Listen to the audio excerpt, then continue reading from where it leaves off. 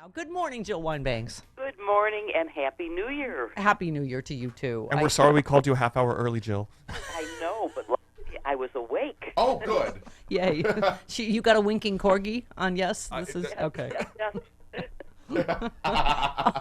Jill, where do we start this morning? I was just saying that we've had several more, I don't know, what do you want to call them, impeachable offenses over the weekend. Him admitting that the Iran strike was to curry favor with his impeachment trial. Let's start with that. Well, I think that we have a lot of questions about the killing of Soleimani, and one is whether it was good politics, one is whether it was legal, the other is whether it also was an impeachable offense for currying favor with the jury. Right. It was a bad thing to do because of all the consequences of it, including what ended up being the killing of 176 Iranians and Canadians as a result of the high impact of it. Yeah. So there's a lot to be said about that, and there's a lot to be said about just moving forward with the impeachment as it is while continuing to possibly add additional counts. Yeah, well, it is extraordinary. Somebody tweeted, which senators pressured Trump to commit assassinations in exchange for impeachment dismissal votes? And the Daily Beast, I don't know if you saw this headline, Friday, Fox News host Sean Hannity appeared to threaten to publicize Republican senators' phone numbers if they vote to allow witnesses to be called during the Senate impeachment trial.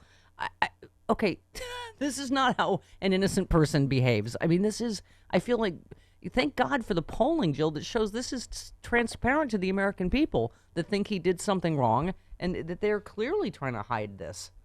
Well, that's been true for ever since the firing of Comey.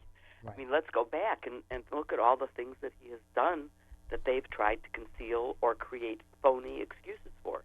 The excuse for the killing of Soleimani was an imminent threat, although I believe he mispronounced it as eminent. Eminent, right, yeah. Yes. He also thinks genius is spelled with a J. Let's not talk about that now. Let's just... Okay, go ahead. That obviously excuse has been debunked completely by the fact that his own Secretary of Defense didn't know of any imminent attacks and couldn't name them and thought there was another reason, and now the reporting is in that, and I believe from from NBC. Mm-hmm. NBC is reporting that the president had authorized the killing of Soleimani months and months ago. 7 months ago, yeah. Yeah.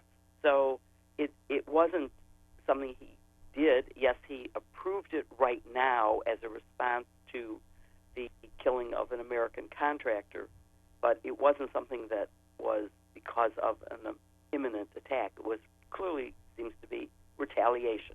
Yep. Yeah.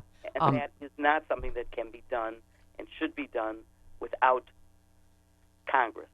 Right. I mean, that's something that Congress has the power to declare war, and he didn't even consult them. He didn't even tell the Gang of Eight. He didn't even tell the leaders of Congress. Yeah. Just went off on his own. He told some people who he was friends with and who he had private relationships with. Right. That's not what the Constitution requires. Right. So your take on Nancy Pelosi sending the articles over? You know, Lawrence Tribe, I just was quoting Jill that said that she's accomplished quite a lot in shining a spotlight on all this. Do you think it's the right move? I know some people, I said Neil Katyal and others have said only send one article. What is your take on all that and how we move forward? I'm totally in both camps on this one. Mm-hmm. I think that she accomplished a great deal. We've shined a light on the fact that there was something going on and that the trial will not be fair and that Americans will not now fully accept the verdict because they see that it is predetermined. Well, and even he used the word stigma. And, as Pelosi said, he will be impeached forever. They can try and spin this however you want. But let's listen to her yesterday, Jill, real quick. What we did want, though, and we think we accomplished in the past few weeks, is that we wanted the public to see the need for witnesses with firsthand knowledge of what happened, documentation, which the president has prevented from coming to the Congress as we review this. But as you know, Leader McConnell didn't budge on witnesses at all. He's not promising Well, up front to have witnesses. I think that he will be accountable to the American people for that. Over 70% of the American people think that the president should have those witnesses testify. Jill, doesn't that give you some hope, the polling, in the sense that you don't need to be a Jill Wine-Banks or Lawrence Tribe to go, this is not a trial with no witnesses and no documents, and clearly they are hiding something, right? Exactly, but it also points to a political risk for McConnell, who is running for re-election, and it could mean that he could lose because I'm sure that his state, like every other state, is got a huge majority who believe that there should be a fair trial and define a fair trial as one with witnesses. So if that's true, then he may lose re-election because he is denying a fair trial by prohibiting witnesses from testifying. Right. So I think that's one of the accomplishments of this, is that Americans realize that this will not be a fair trial. It's really been brought home clearly that that's what's happening.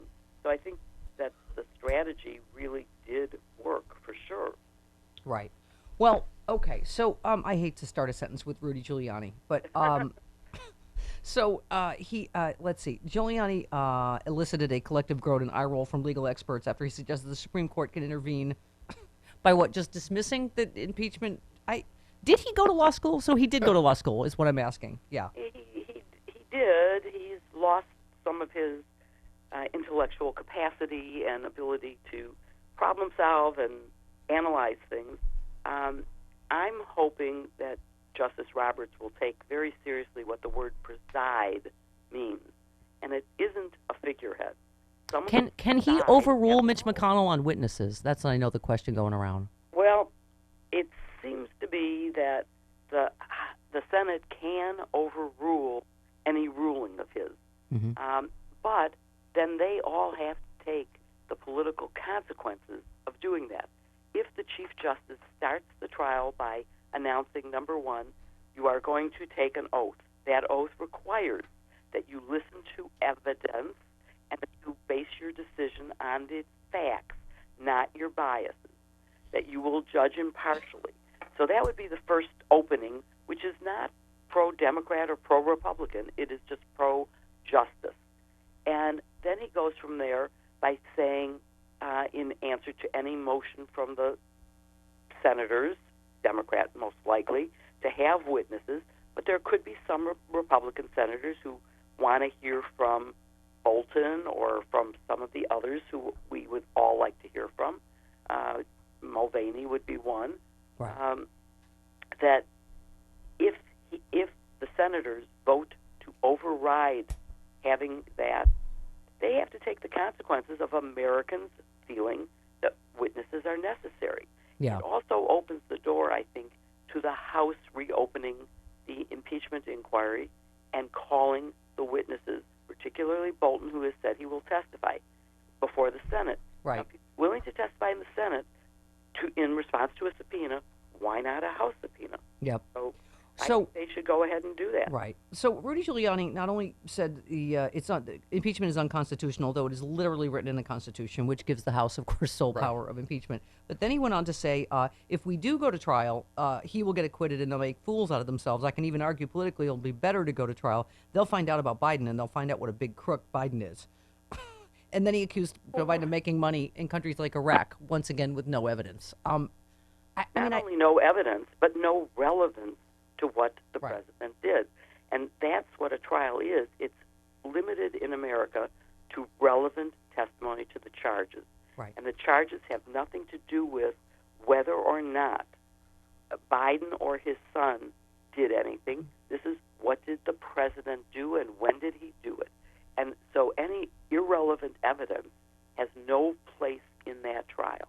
Yeah. So now the other thing coming down this week is the contents of Lev Parnas's phone have, I'm not sure gone where, to the House committee, but it sounds significant what he may have in his phone. I It could be, but that's pure speculation now as to what it is until we see it released. And again, that gives grounds for reopening the House impeachment inquiry and adding additional charges against the president. Yeah. And I think that's what needs to happen. Clearly, as you pointed out, McConnell didn't bend. He did not in any way allow for what we think is necessary, and so the House has to take responsibility for doing that. Yeah. Even though I think the Senate would be the appropriate place for these witnesses and for a trial. What we do in the House impeachment, what the House does, has nothing to do with the trial. Well, it has a lot to do with the trial, but it is the indictment phase, and all you need is enough evidence to say that the person should stand trial. Yeah. What it takes to convict is additional evidence, and it is quite common to have additional research, additional investigation, and then additional witnesses testify at a trial who did not testify during the indictment phase. Yeah. So there's nothing wrong with it being part of the trial. That's where it should be. Right. If it isn't, if they're withholding it, then you have to do it in a public hearing. Yeah. We're in an extraordinary time. I was just going to say, New York City Bar Association asked Congress to investigate Barr for bias. I was saying lost in Hillary Clinton's latest exoneration, and the media bearing that, is the fact that we are investigating the president's political opponents, right? I mean, Barr is, I mean, it's just so extraordinary. You don't even know what to say about that. Exactly. And the New York Bar's action was also extraordinary, but justified and necessary. It should happen. And he has been one of the most awful members of the cabinet because of his very public role in abolishing what I would consider to be the Department of Justice, Yeah. independent branch of government, as something that does justice. Yep. And instead of acting to be what in the Nixon era was, prosecutors of the enemies list. Yep. It was anybody that Nixon thought was against him. Yeah. Any journalist, anybody in Congress, that was on the enemies list, and the IRS was used to go after those people to, do special investigations, and now it's the Justice Department. Yep. It is really terrible. Jill, we're super long as usual because I love you so much. As a former Catholic girl, I pray every night that all my legal warriors like you get their Justice Department back. Dear Yes. God, please let Jill Weinbanks and Maya Wiley and Glenn Kirshner and Matt Miller get their Justice Department back. Let's elect a Democrat president. Yes. There you go. Appoint someone who will take seriously the role of the Department of Justice. Absolutely. It was a great place to work. It must be the most depressing place in the world right Yeah, now. absolutely. Jill, the book Watergate Girl is flying off the shelves. Get it. Well, Get my friend's book. it is. There's a lot of pre-orders. Yeah. And it's only about 6 weeks away when you'll be able to actually. Yay. Oh my God. Oh my God. All right. Love you, honey. Talk to you soon. Thank you. All right.